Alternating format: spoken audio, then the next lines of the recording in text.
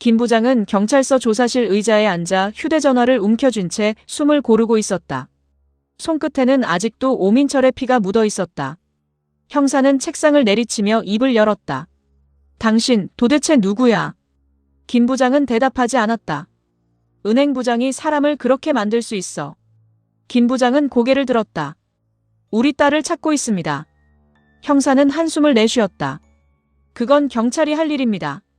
김 부장의 눈빛이 흔들렸다. 경찰이 찾았습니까?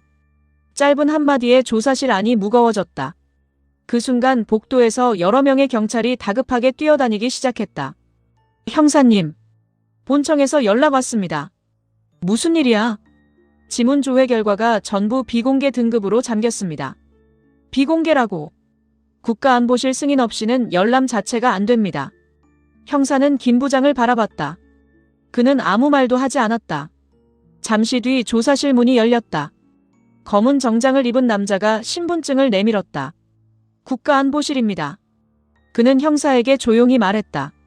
이 사람은 우리가 데려가겠습니다. 하지만 아직 조사도 더 이상 묻지 않는 게 좋습니다. 김 부장은 천천히 자리에서 일어났다. 조사실을 나서려던 순간이었다. 복도 끝에서 형사의 휴대전화가 크게 울렸다. 잠깐. 경찰 한 명이 화면을 바라보다가 눈을 크게 떴다. 김 부장 씨 휴대전화입니다. 김 부장이 멈춰섰다. 화면에는 단 2글자가 떠 있었다. 우리 딸. 김 부장은 경찰들을 밀쳐내고 전화를 낚아챘다. 민지야. 잠시 숨소리만 들렸다. 이내 떨리는 어린 여자아이 목소리가 들려왔다. 아빠. 김 부장의 눈이 붉어졌다. 민지 맞지? 아빠. 순간 전화가 다른 사람에게 넘어갔다. 낯선 남자가 웃으며 말했다. 살아는 있네. 김 부장의 얼굴이 굳어졌다. 누구냐? 딸 찾고 싶으면 혼자 움직이지 마. 전화는 끊겼다. 김 부장은 다시 전화를 걸었지만 이미 전원이 꺼져 있었다. 그는 이를 악물었다. 살아있다. 형사가 물었다. 뭐라고? 김 부장은 형사를 바라봤다. 우리 민지가 살아있습니다. 그 말을 남긴 채 경찰서를 빠져나갔다. 한편 성한수는 체육관에서 아이들 수업을 마친 뒤 홀로 바닥을 닦고 있었다. 문이 열렸다. 김 부장이 천천히 안으로 들어왔다.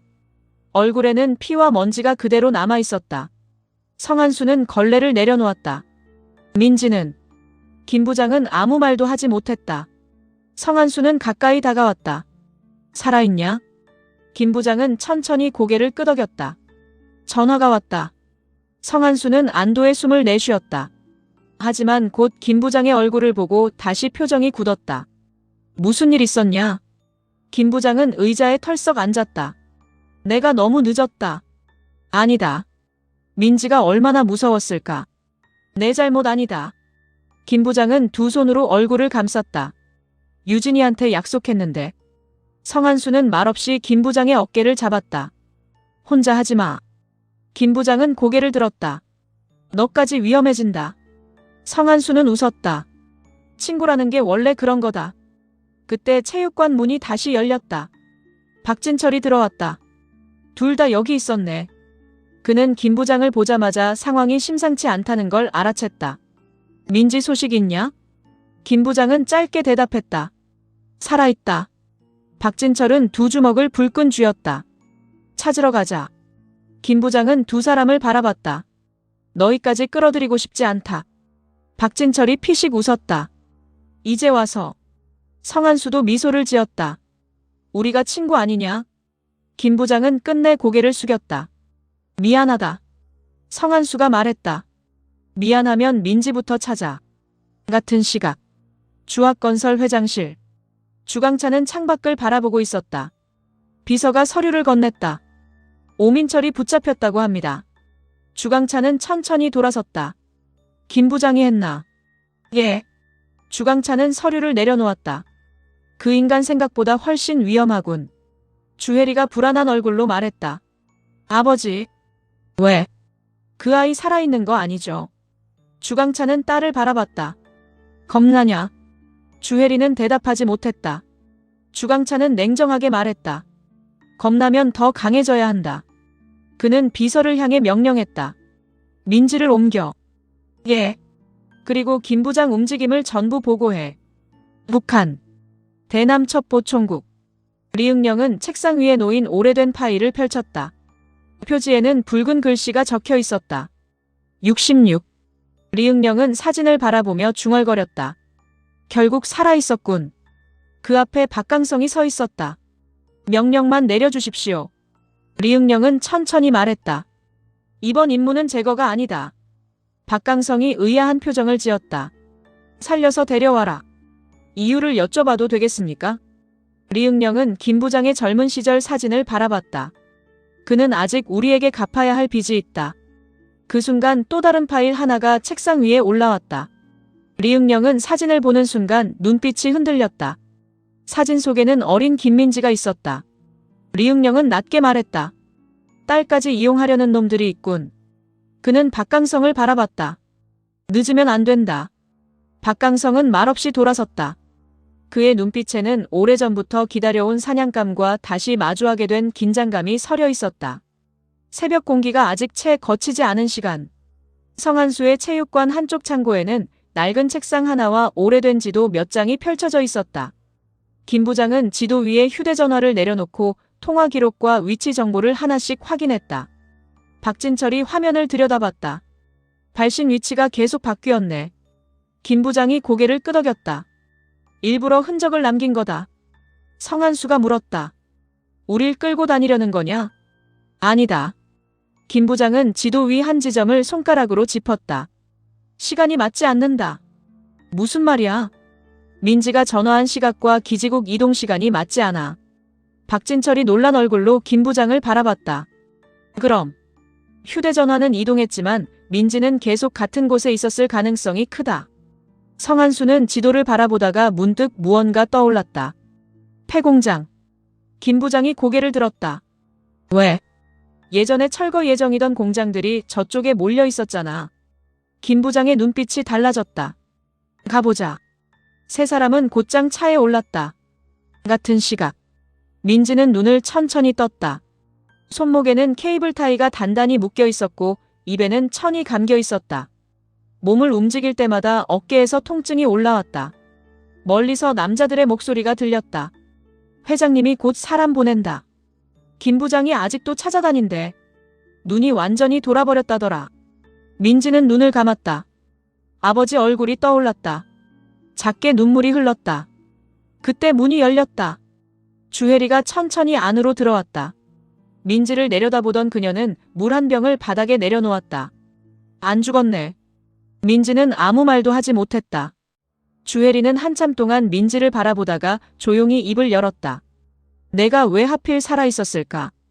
민지는 떨리는 손으로 뒤로 조금씩 몸을 움직였다.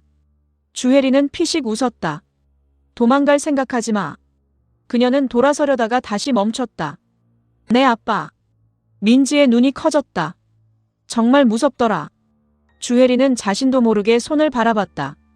벽돌을 들었던 그 손이 아직도 떨리고 있었다. 그녀는 재빨리 손을 감추고 밖으로 나갔다. 주강찬은 회장실에서 전화를 받고 있었다. 예. 상대방의 말을 들은 그는 잠시 생각에 잠겼다. 김 부장이 움직이고 있다고. 잠시 후 전화를 끊은 주강찬은 비서를 불렀다. 민지를 다른 곳으로 옮겨. 오늘입니까? 지금. 알겠습니다.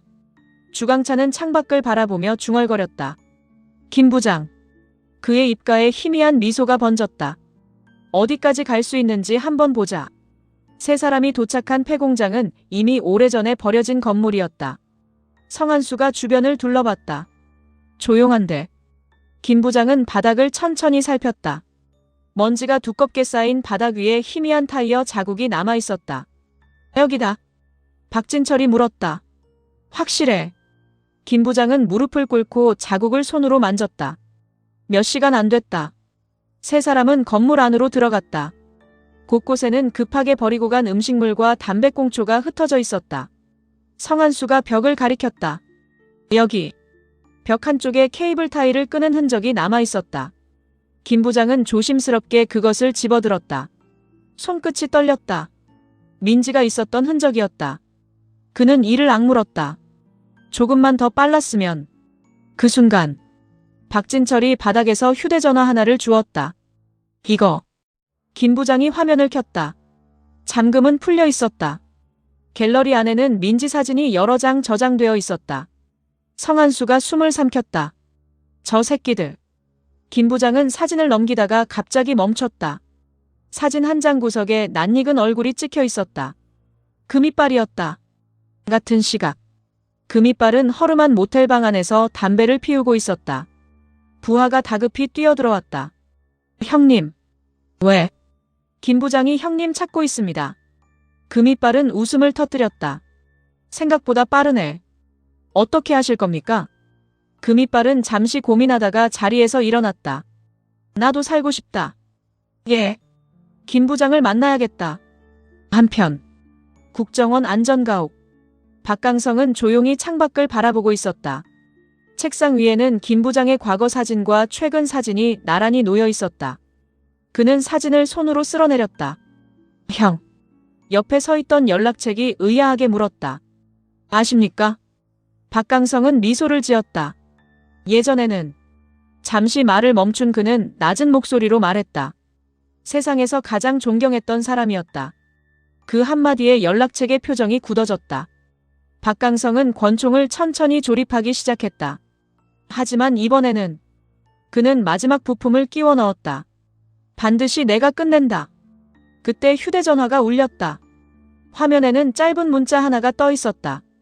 김 부장이 움직인다. 민지부터 확보하라. 박강성은 문자를 읽고 곧장 밖으로 걸음을 옮겼다. 같은 순간 김 부장의 휴대전화가 다시 울렸다. 발신번호는 표시되지 않았다. 김 부장이 전화를 받자 익숙한 남자의 목소리가 들려왔다. 그 민지 휴대폰. 김 부장의 눈빛이 날카롭게 변했다. 어디서 났어? 전화기 너머 남자는 짧게 웃었다. 살리고 싶으면 나부터 찾아. 통화가 끊기는 순간 김 부장은 화면에 찍힌 발신 기지국을 확인한 뒤 차키를 움켜쥐었다. 한수야. 진철아.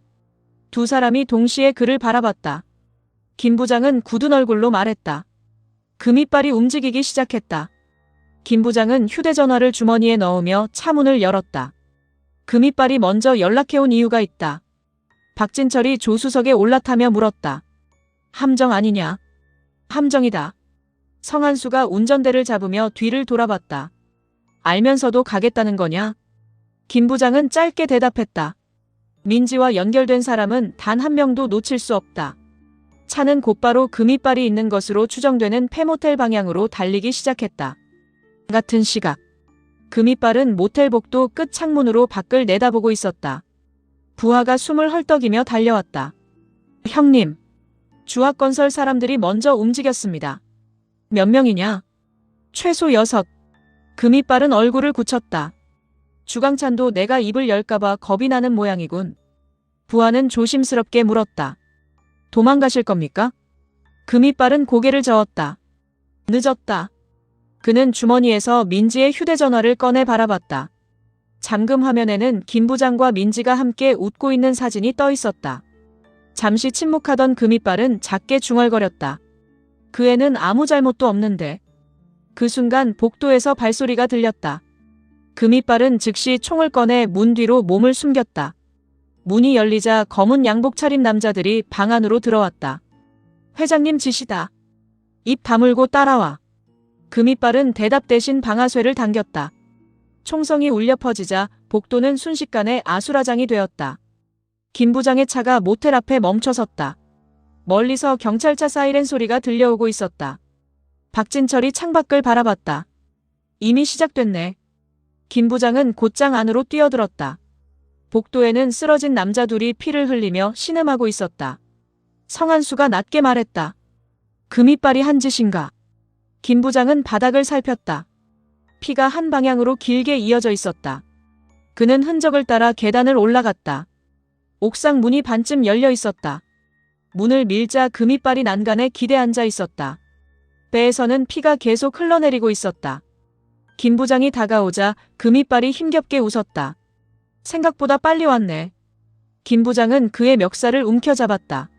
민지는 어디 있냐? 금이빨은 기침을 하며 피를 토했다. 내가 죽이진 않았다. 어디 있냐고. 살아있다. 김 부장의 눈빛이 흔들렸다. 정말이냐? 금이빨은 천천히 고개를 끄덕였다. 그애 살아있어. 김 부장은 숨을 거칠게 내쉬었다. 어디냐? 금이빨은 떨리는 손으로 김 부장의 옷깃을 붙잡았다. 주강찬. 그 순간 멀리서 저격음이 울렸다. 금이빨의 가슴이 크게 젖혀졌다. 김 부장은 본능적으로 몸을 숙였다. 성한수가 외쳤다. 저격수다. 박진철은 난간 뒤로 몸을 숨겼다. 위치가 어디야? 김 부장은 금이빨을 끌어당겼지만 이미 늦었다. 금이빨은 마지막 힘을 짜내 입을 열었다. 항구. 무슨 항구? 컨택. 말이 끝나기 전에 그의 손이 힘없이 떨어졌다. 김 부장은 이를 악물었다. 젠장. 수킬로미터 떨어진 건물 옥상. 망원조준경 너머로 김 부장을 바라보던 저격수는 천천히 총을 내렸다. 뒤에서 낮은 목소리가 들렸다. 확인했나? 저격수는 고개를 끄덕였다. 금이빨은 제거했습니다. 그 남자는 얼굴을 드러냈다. 박강성이었다. 그는 김 부장이 있는 방향을 바라보며 혼잣말처럼 말했다. 형, 오랜만입니다. 하지만 그의 눈빛에는 살기보다 복잡한 감정이 더 짙게 어려 있었다. 한편 주강찬은 회장실에서 보고를 받고 있었다. 금이빨은 사망했습니다. 주강찬은 담담하게 서류를 덮었다. 흔적은 거의 정리됐습니다. 거의라는 말은 싫다. 비서는 고개를 숙였다. 죄송합니다. 주강찬은 창밖을 바라보며 차갑게 말했다. 김 부장은 이제 민지가 살아있다는 걸 확신했을 거다. 예. 그렇다면 다음은? 그는 천천히 돌아섰다. 우리가 먼저 민지를 인질로 쥐고 있어야 한다. 비서가 놀란 표정을 지었다. 아직도 다른 장소로 옮기실 생각입니까? 주강찬은 단호하게 말했다. 지금 당장. 같은 시각.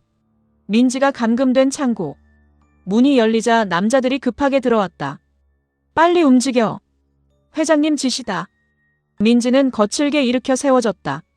눈을 가린 채 밖으로 끌려가는 순간 그녀의 손목에서 작은 팔찌 하나가 풀려 바닥으로 떨어졌다. 남자들은 그것을 보지 못한 채 민지를 차량에 태우고 떠났다.